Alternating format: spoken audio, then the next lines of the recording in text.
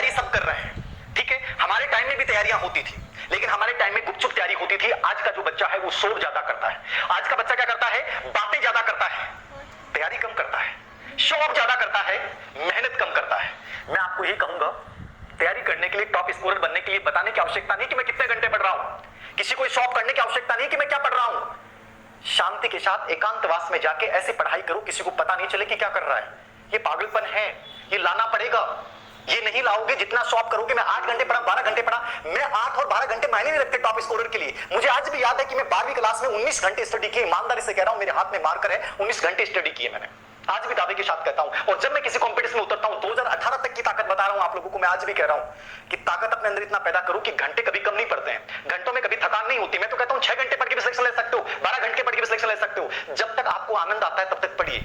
किसने क्या कहा है वो मायने नहीं रखता है, मायने रखता है कि मैं चाहता क्या हूं साहब, मैं चाहता क्या हूं। टॉप स्कोरर मुझे बनना है, जितना पढ़ने में मुझे आनंद आ रहा है, जितना अच्छा मुझे फील हो रहा है, मुझे पढ़ना है। ये हमेशा इस चीज को याद रखिए। एक आप में से तीसरा सवाल होता है बच्चों का, नॉर्मली सवाल होता है आप में से कि सर नोट्स बनाए कि नहीं बनाए। जो नोट्स भी किसी के बने बनाए मिल जाए तो क्या करें। टॉप स्कोरर वाले बच्चे की बात कर रहा हूं, आज मेरा पूरा वीडियो टॉप स्कोरर बच्चों के ऊपर है। वो कभी भी दूसरों का नोट्स पे विश्वास नहीं करेगा। विश्वास करना है जिंदगी में, एक ही बात याद रखना, खुद पे विश्वास करना, दूसरे पे मत करना, क्योंकि दूसरे आपको गिराने की कोशिश करेंगे। आप हजारों ग्रुप्स बने हुए यूट्यूब फेसबुक के ऊपर, हर व्यक्ति में पीडीएफ डाली जाती है कि साहब मेरी पीडीएफ पढ़ो, मेरी पीडीएफ पढ़ो, मेरी पीडीएफ पढ़ो।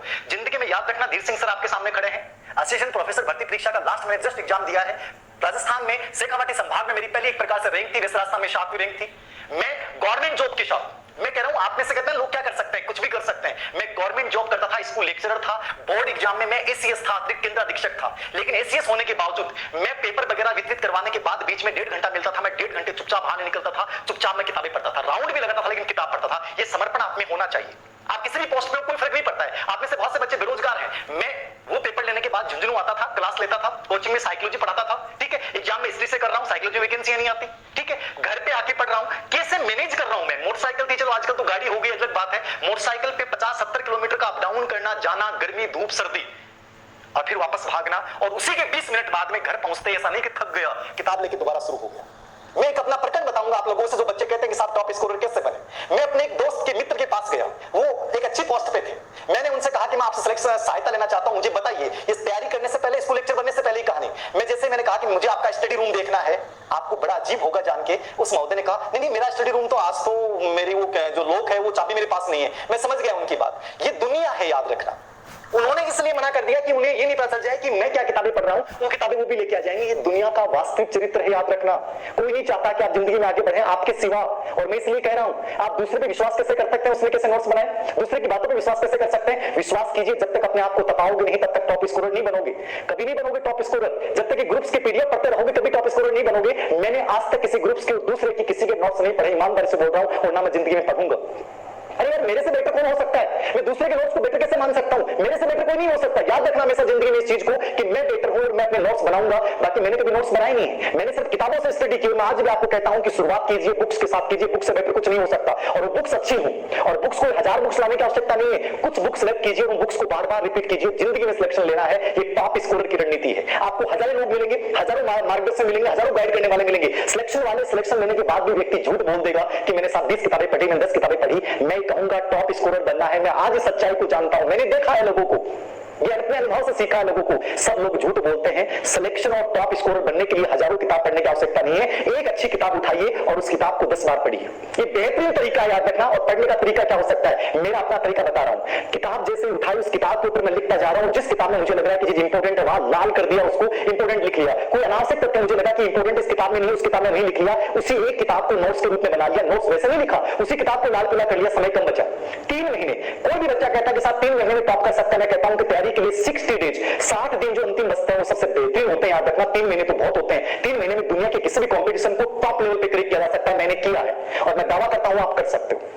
लेकिन यदि आप सोचते हैं कि कोई के मैं नोट्स बनाए हुए, मैं दूसरों के पता नहीं उससे पूछ लूं, उससे पूछ लूं, जितनी मुंह है उतनी बातें हैं। दिल सर अलग बात बोलेंगे, दूसरे सर अलग बात बोलेंगे, सब अलग बात बोलेंगे। इसलिए मैंने हमेशा यही कहा है कि मैंने क्या सीखा है, मैंने जमाने से क्या सीखा है। जो मैंने 17,000 के आसपास स्टूडेंट जो मेरे से सक्सेसफुल बने, उनसे मैंने क्या सीखा है। मैंने उनको क्या सिखाया महत्वपूर्ण नहीं है, मैंने उनसे क्या सीखा है ये महत्वपूर्ण है। तो वही बातें बोल रहा हूं। अच्छी किताबें लीजिए। जैसे ही वो टॉपिक पढ़ा, मान लीजिए मुझे टॉप करना है, मैंने किताब पढ़ा, मैं साइकोलॉजी पढ़ रहा हूं या हिस्ट्री पढ़ रहा हूं, कोई भी टॉपिक पढ़ रहा हूं, तो मैंने उस टॉपिक को लिया, मान लीजिए अधिगम टॉपिक को लिया, मान लीजिए इतिहास में मैंने सिंधु घाटी सभ्यता को लिया, मैं कॉलेज लेक्चर की तैयारी कर रहा हूं, मैं रीट की कर रहा हूं, पटवार की कर रहा हूं, आरएस की कर रहा हूं। जैसे मैंने सिंधु घाटी सभ्यता को लिया, मैंने पढ़ा सिंधु घाटी सभ्यता को, टॉपिक को 3 घंटे में पूरा कर लिया। 3 घंटे पढ़ने के बाद मैं पहले सबसे पहले ये देखूंगा कि सिंधु घाटी सभ्यता पे पिछले 5 साल में कैसे प्रश्न पूछे गए। मुझे किसी टेस्ट सीरीज की कोई जरूरी नहीं है। यदि कोई टेस्ट सीरीज को टीचर यदि पूर्व एग्जाम के क्वेश्चन पेपर बनाता है तो स्वागत है, वरना आप एक काम कीजिए कि आप उन पूर्व एग्जाम के क्वेश्चन पेपर को देख लीजिए। मैं कहता हूं आप सबसे आगे हो, आपको कोई ट्रैक नहीं कर सकता, आपको कोई ट्रैक नहीं कर सकता, आप बहुत आगे निकल जाओगे उसेन बोल्ट की तरह। ये सबसे बेहतरीन तरीका था, ये मेरा तरीका बताया मैंने। उस टॉपिक को पढ़ा, उस टॉपिक को पढ़ने के बाद जस्ट उसके क्वेश्चन पेपर देखे, और क्वेश्चन पेपर देखने के बाद हाँ यार इस टॉपिक में ये चीज इंपॉर्टेंट है, ये नहीं है। पूरा टॉपिक जिंदगी में कभी याद नहीं होगा, लेकिन आपको ये पता चल जाएगा कि इस टॉपिक में से मुझे लेना क्या है और मुझे छोड़ना क्या है। समझ रहे? थ्रेसर को आपने जानते होंगे, थ्रेसर का प्रयोग करता है लोग फसल काटने में, फसल निकालने में। वो थ्रेसर वही काम करता है कि उपयोगी चीजों को ले लेता है और अनुपयोगी चीजों को हटा देता है, छान देता है। समझ रहे हैं? कम समय में बेहतरीन रिजल्ट थ्रेसर दे रहा है। पहले हम लोग फसल को काटते थे, फिर छानते थे, बहुत समय लगता था, और आज हमारा थ्रेसर एक मशीन आ गई, और उस थ्रेसर मशीन से अपन लोग बहुत कम समय में फसल को निकाल लेते हैं। सिलेक्शन भी एक प्रकार से थ्रेसर मशीन है। याद रखना, आपको खुद को तय करना पड़ेगा। दूसरा व्यक्ति झूठ बोल सकता है, आपका दोस्त भी झूठ बोल सकता है आपको कि यार ऐसे पढ़ ले।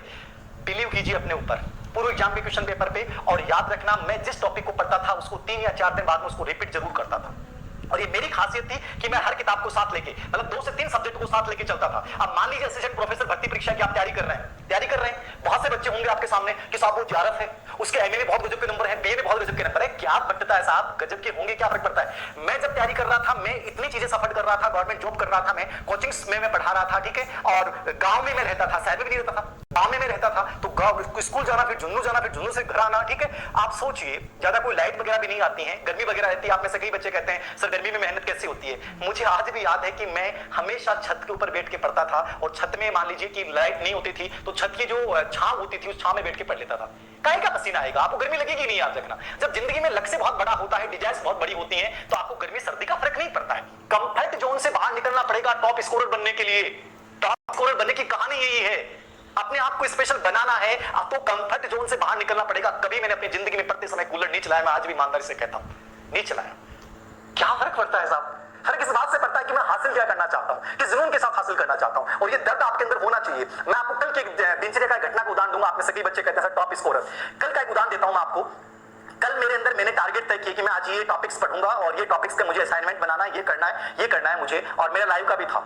लेकिन पता नहीं क्या हुआ, कल मैं कुछ नहीं कर पाया। मैं ईमानदारी से बता रहा हूं, मुझे बार बार ये फील आ रहा था, मुझे बार बार अपने ऊपर मतलब घिन सी आ रही थी कि तुमने एक दिन बर्बाद किया है। मैं आपको बता नहीं सकता कल की मेरी फीलिंग इतनी नेगेटिव थी मेरे लिए, खुद के लिए, कि तुम्हारी पूरे दिन की अचीवमेंट क्या है कि तुमने 4 घंटे सिर्फ क्लास ज्वाइन की है, वीडियो लेक्चर्स देखे, बाकी तुमने क्या किया है। मुझे खुद पे घिन आ रही थी, मतलब मुझे अपने आप से नफरत हो रही थी कि तू क्या कर रहा है यार, पूरा दिन तुमने निकाल दिया। ये दर्द जब तक आपके सीने में नहीं होगा, याद रखना, सिलेक्शन नहीं ले सकते। मैं लगा हुआ इंसान हूं, आज से मेरे पास सब कुछ होगा, मुझे क्या जरूरत है, लेकिन मैं फिर भी दर्द महसूस कर रहा था। और यदि आप बेरोजगार हो, यदि आपको दर्द नहीं होता, आप में से कई बच्चे कहते हैं सर कोरोना काल में पढ़ाई नहीं हुई, ये नहीं हुआ, 5 दिन खराब हो गए, 6 दिन खराब हो गए। कल का मेरा पूरा दिन खराब गया, और मुझे रात तक इस चीज के बहुत बेचैनी रही कि मेरा पूरा दिन खराब हो गया।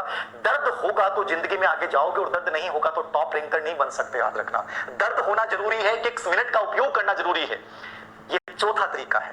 और 5वां तरीका बहुत सिंपल सा है, याद रखना, किताबें आप पढ़ रहे हो, पूर्व एग्जाम के क्वेश्चन पेपर्स को आप देख रहे हो, निरंतरता के साथ उनको बार बार एक्सरसाइज कर रहे हो।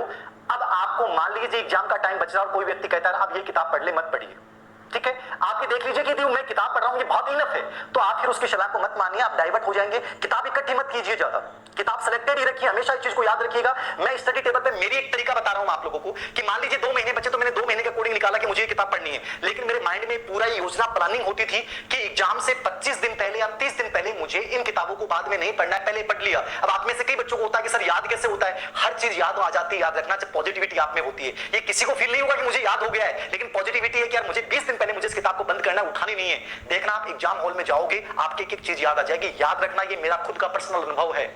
मुझे क्या करना है, लास्ट 20 दिन में क्या पढ़ना है, लास्ट 45 दिन में क्या पढ़ना है, ये आपके दिमाग में टारगेट होने चाहिए। इन किताबों को मुझे इस समय तक कवर करना है, इन किताबों को मुझे इस कवर तक करना है। ये प्रॉपर प्लानिंग आपके दिमाग में होगी, आप टॉप रैंकर बन जाओगे। आपके ऊपर कोई फर्क नहीं पड़ेगा कि आपका दोस्त क्या कर रहा है, वो टीचर क्या कर रहा है, मार्केट में 15 दिन पहले किताब आ गई, कोई फर्क नहीं पड़ता है। मैं असिस्टेंट प्रोफेसर भर्ती परीक्षा की आपकी बात बता रहा हूं कि एक ग्रुप्स बना हुआ था, उसमें कहा गया कि इसकी बहुत गजब की तैयारी है, इसकी बहुत गजब की तैयारी है। एक बच्चा बहुत इंटेलिजेंट था, उसके पापा कहते थे कि ये देखना सबसे ज्यादा फर्स्ट पेपर में लाएगा। एग्जाम का हमेशा पहला चरण सबसे इंपॉर्टेंट, पहला चरण सबसे इंपॉर्टेंट होता है। जैसे असिस्टेंट प्रोफेसर भर्ती परीक्षा में पहला 3rd पेपर जो होगा पहले होगा, वो सिलेक्शन की भूमिका निभाएगा। वो सिलेक्शन भूमिका निभाएगा। रीट में जैसे पेपर खोला और पहला पार्ट जो आप करोगे वो सबसे बड़ी भूमिका निभाएगा। ठीक है, आप पटवारी में, राजस्थान पुलिस में, हर में जब पेपर खोलते समय का जो स्थिति है वो वास्तविक वही सिलेक्शन दिला के जाती है। अब असिस्टेंट प्रोफेसर भर्ती परीक्षा में मुझे पता था कि मेरे पास टाइम कम मिलता है, लेकिन मुझे ये कॉन्फिडेंस था कि मुझे राजस्थान जीके में कैसे और क्या पढ़ना है। उन्होंने 1000 किताबें पढ़ी होगी, लेकिन मुझे याद है कि जब थर्ड पेपर हुआ कॉलेज लेक्चर का, मैं उस ग्रुप में सबसे टॉप लेवल पे था। बाद में कुछ क्वेश्चन डिलीट हो गए तो वो तो खैर काफी नीचे थी, लेकिन मैं फिर भी उनसे ऊपर था। और मेरा सिलेक्शन का बेस का मेरा कॉन्फिडेंस इतना इंक्रीज हो गया कि मैं जब उन लोगों को जो बहुत यूथ मानते थे कि हमारी तो उम्र 22 साल हुई है, हम तो देखना कितनी गजब की हमारी राइटिंग है, ये है वो है, हम जेआरएफ है, अभी जस्ट किया है, सब्जेक्ट से जुड़े हुए हैं, आरएस का हमने इंटरव्यू भी दिया है। मुझे लगा कि जिंदगी में कोई चीजें मायने नहीं रखती, वो कितने साल के हैं, वो कितनी गजब मेहनत करते हैं। आप अपनी एक रणनीति बनाइए, अपनी एक प्लानिंग कीजिए, निर्धारित बुक्स पढ़िए। उन्होंने 1000 किताब पढ़ी होगी, मैंने सिर्फ सिलेक्टेड 2 या 3 किताबें पढ़ी और मैं टॉपर था थर्ड पेपर में उस ग्रुप के अंतर्गत। और बाद में उस सब्जेक्ट में भी गजब का आया। ठीक है, सब्जेक्ट में गजब का आया। तो कहने का मतलब है कि पूरा गेम जो है वो आपकी प्लानिंग पे डिपेंड करता है, आपकी बुक्स कौन सी उन पे डिपेंड करता है। और